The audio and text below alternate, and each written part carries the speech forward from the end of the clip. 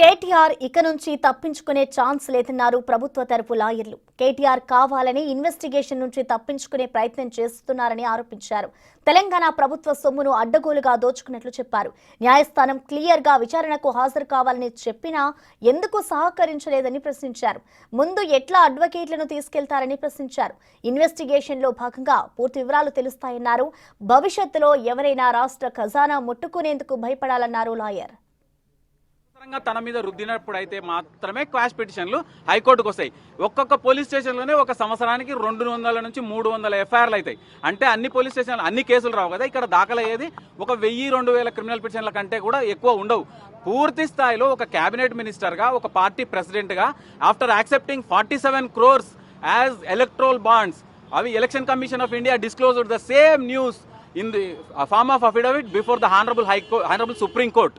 అందులో స్పష్టంగా చెప్పింది ఆ ఎలక్ట్రల్ బాండ్స్ మరి ఎఫ్ఈఓకి గ్రీన్ కోకి ఏం సంబంధం అంటే, ఎఫ్ఈఓ ఫార్ములా ఈ కార్ ఆపరేషన్స్ కంపెనీ ఏదైతే ఉందో అది 3 రోజుల ముందు రిజిస్టర్ కాబట్టి ఒక బుడ్డ కంపెనీ.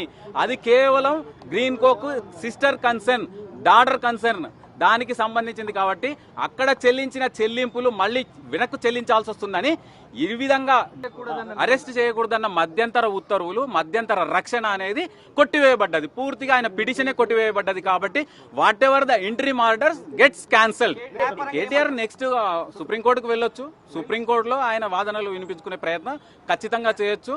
కాకపోతే ఇంటరిమ్ ప్రొటెక్షన్ కూడా మళ్ళీ ఈ విధంగా క్రిమినల్ పిటిషన్ లో అడిగినట్టే స్పెషల్ లీవ్ పిటిషన్ లో కూడా అడగాల్సి ఉంటుంది. పర్మిషన్ ఇస్తే తప్ప అది నెమ్మరయ్యే అవకాశాలు. ఏసీబీ నిన్ననే పూర్తి స్థాయి ఇన్ఫర్మేషన్ ఇవ్వడం జరిగింది. క్లియర్ గా చెప్పింది 47 కోట్ల రూపాయలు ఏసీబీ నష్టం జరిగిపోయింది. ఇక్కడ రాష్ట్ర ఖజానాకు being the custodian of state exchequer, being the cabinet minister, he directed the IAS officer to disburse 55 crores. రాష్ట్ర ఖజానా నుంచి 55 కోట్లు చెల్లించమని మౌఖిక ఆదేశాలు జారీ చేయడం, ఆయన ప్రెస్ మీట్ లో కూడా చెప్పిన విషయాన్ని కూడా కోర్టులో తీసుకోవడం జరిగింది. ఏసీబీ ముందున్న కేసుల్లో ఎవరు ప్రెస్ మీట్లు నిర్వహించరు, క్రిమినల్ పిటిషన్లు ఫైల్ చేసుకోరు క్వాష్కి. కానీ వారు ఫైల్ చేసి ఆయన లేఖనాలను ఆయనే ఫిలప్ చేసుకోవడం వల్ల ఈ రోజు అది ఆశనిపాతంగా మారింది. ట్రైపార్టీ అగ్రిమెంట్ లో హెచ్ఎండిఏ లేనందుక ఈ పిటిషన్ కొట్టివేత. ఖచ్చితంగా ట్రైపార్టీడ్ అగ్రిమెంట్ లో government on behalf of HMDA there is no clause. నష్టపరిహారం ఇవ్వాల్సిన క్లాజ్ కూడా అందులో లేదు. జనాలకు తెలియాల్సిన విషయం, జర్మనీలో ఏదో జరిగింది, బ్రెజిల్లో ఏదో జరిగింది, ఆయన తప్పుదో పట్టించే ప్రయత్నం చేస్తున్నాడు.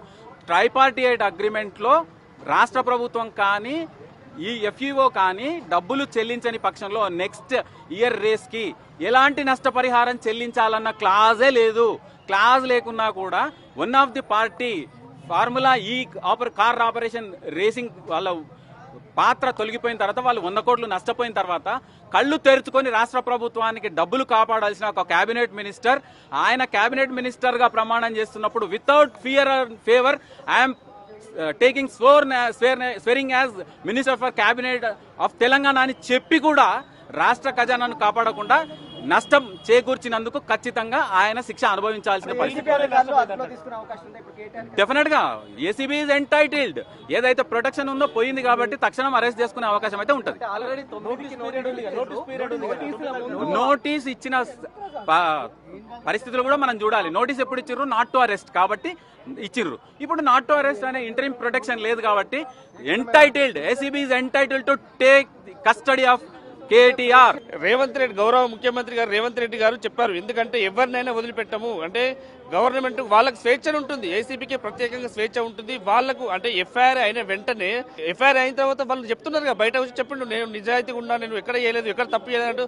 తప్పు చేయనప్పుడు ఖచ్చితంగా వచ్చి మీరు ఏసీబీకి వచ్చి మీరు కార్యాలయానికి వచ్చి మీరు చెప్పాలి, నేను తప్పు చేయలేదు అని. ఎక్కడ కూడా చట్టంలో ఎక్కడ కూడా ఒక అక్యూజ్ను అంటే ఇన్వెస్టిగేషన్ జరుగుతున్న క్రమంలో ఒక అడ్వకేట్ ను తీసుకుపోయే క్రమం ఎక్కడ లేదు. సో దానికి స్పెషల్ పర్మిషన్, హైకోర్టు పర్మిషన్ తీసుకోవాల్సి వస్తుంది. ఆ పర్మిషన్ తీసుకోకముందే అంటే ఇక్కడ ఏమైతుందంటే ఇన్వెస్టిగేషన్ కోఆపరేట్ చేయకపోవడమే. సో ఇప్పుడు ఏంటంటే చట్టం ముందు అందరూ సమానులే. సో ఇప్పుడు ఏంటంటే పెద్ద మొట్టికాయ వీళ్ళకు. వాళ్ళు ఇంకా ఏమంటున్నారు? టైం అడుగుతున్నారు. ఎక్కడ టైం అడుగుతారు? ఎందుకు టైం అడుగుతున్నారు? ఇన్వెస్టిగేషన్ కోఆపరేట్ చేసి ఎక్కడైతే ఏమైతే ఉన్నాయో డాక్యుమెంటరీ ఎవిడెన్స్ ఉన్నదో అవి సబ్మిట్ చేయండి, మీ నిజాయితీ నిరూపించుకోండి. అంతేగాని మేము కోఆపరేట్ చేయకుండా ఉంటాము అని చెప్తా అంటే మాత్రం చట్టం తన పని తను చేసుకుని పోతుంది. అంటే ఇప్పుడు నిన్నటి అంటే ఈ రోజు వరకు కొద్ది క్షణాల వరకు నాట్ టు అరెస్ట్ అనేది ఉండే తీర్పు వెల్లడించే వరకు. అంటే ఏసీబీ ఇప్పుడు ఇక మీద నోటీసులు ఇచ్చింది 9వ తేదీన, కానీ నోటీసులు 9వ తేదీన విచారిస్తే ఈ రోజే రంగంలోకి దిగే అవకాశం ఉంది. ఆ రోజు జరిగిన సంఘటన ఎఫ్ఐఆర్ అయిన వెంటనే వాళ్ళు పాస్కి రావడం జరిగింది. అంటే ఏసీబీకి ఎఫ్ఐఆర్ చేసిన వెంటనే వాళ్ళకు ఇన్వెస్టిగేషన్ చేసే అవకాశం రాలేదు. సో ఈ రోజు ఒక 10 రోజులు గడువు వచ్చింది కాబట్టి ఈ రోజు అంటే మళ్ళీ ఎల్లుండికి సెకండ్ నోటీస్ ఇచ్చారు. ఆ నోటీస్ ఇచ్చినాక వాళ్ళకు ఏది అంటే వాళ్ళకు డాక్యుమెంటరీ ఎవిడెన్స్ ఆ నోటీసు ప్రకారం ఏదైతే వాళ్ళకు తోస్తుందో, వాళ్ళకి అనిపిస్తుందో, వాళ్ళకి ఎవిడెన్స్ దొరుకుతుందో దాని ప్రకారం చేస్తారు వాళ్ళు. అంటే మామూలుగా ఇప్పుడు నిన్న చూసాం, విచారణకి రాకుండా 100 మీటర్ల దూరం నుంచే కేటీఆర్ వెనుదిరిగి వెళ్ళిపోయాడు, నేను అడ్వకేట్లని అనుమతిస్తేనే వస్తాను. అంటే ఇక మీద ఇప్పుడు క్వాష్ పిటిషన్ హైకోర్టు కొట్టేసింది కాబట్టి మళ్ళీ సుప్రీంకోర్టు వెళ్ళే ఆలోచనలు ఉంటారు. అప్పటి వరకు ఏసీబీ వేచి చూస్తుందా, లేకుంటే దర్యాప్తులో అరెస్ట్ చేసే అవకాశం ఏమైనా ఉంది? ఎందుకంటే నాన్ బెయిలబుల్ సెక్షన్స్ ఉన్నాయి కదా కేటీఆర్. ఇది ముందే చెప్పినప్పుడు autonomous body only court direction ఉంటే తప్పిస్తే వాళ్ళు సుప్రీంకోర్టుకు పోయినా ఇంకో కోర్టుకు పోయినా సంబంధం లేదు. ఏసీబీ అయితే ఎందుకంటే నిన్న జరిగిన సంఘటన మధ్య చూస్తుంటే ఆయన అంటే ఇన్వెస్టిగేషన్ సహకరిస్తా అని చెప్పి, ఇన్వెస్టిగేషన్ కోసం వస్తా అని చెప్పి, సో ఏదేమైనా కానీ ఈ రోజు గౌరవ ధర్మాసనం మంచి నిర్ణయం తీసుకున్నది. ఈ ప్రజలు హర్షిస్తున్నారు. ప్రజలలో ఒక నమ్మకం ఏర్పడ్డది, అంటే చట్టాల పట్ల ఒక నమ్మకం ఏర్పడ్డది. ఆ నమ్మకంతో ఈ రోజు ఏసీబీ వాళ్ళు అటానమస్ గా వాళ్ళు చేసి ఇన్వెస్టిగేషన్ లో వాళ్ళు రేపొద్దున సుప్రీంకోర్టు కొని ఎక్కడ కొని ఒక డైరెక్షన్ వచ్చే వరకు ఏసీబీ ఏం చేస్తుందో అదే చేయకపోతుంది. హైకోర్టు ఆర్డర్స్ ఇచ్చే సమయంలో గండ్రమోహన్ రెడ్డి అంటే అదులు నాట్ టు అరెస్ట్ ఆర్డర్ ఇవ్వమని అడిగిల్సిందిగా ఏమన్నారు న్యాయమూర్తి? నాట్ టు అరెస్ట్ ఏం ఇవ్వలేదు, నాట్ టు అరెస్ట్ ఇవ్వలేదు. వాళ్ళు మేము టైం ఇవ్వండి, మేము సుప్రీంకోర్టుకు వెళ్లే వరకు టైం ఇవ్వండి అని చెప్పడం జరిగింది. సో నాట్ టు అరెస్ట్ అని ఎక్కడ లేదు. వాళ్ళకు ఏది వస్తే వాళ్ళకు ఇన్వెస్టిగేషన్లు ఏది వెళ్తే వాళ్ళు చేస్తారు. ఏసీబీ వాళ్ళకు అనిపిస్తే అరెస్ట్ చేయొచ్చు, అరెస్ట్ చేయకపోవచ్చు, ఏం జరిగినా జరగదు, నోటీస్ ఇవ్వచ్చు. వాళ్ళు ఇన్వెస్టిగేషన్ కు అనుకూలంగా ఏ విధంగా ఉంటే అది విధంగా చేస్తారు. అంటే సెక్షన్ వర్తించదు, అసలు అవినీతే జరగలేదని చెప్పి కేటీఆర్ తరపున న్యాయవాదులు వాదించారు. అవినీతికి జరిగినప్పుడు సుప్రీంకోర్టు అడ్వకేట్ ఎందుకు ఎంగేజ్ చేసుకుంటాడు?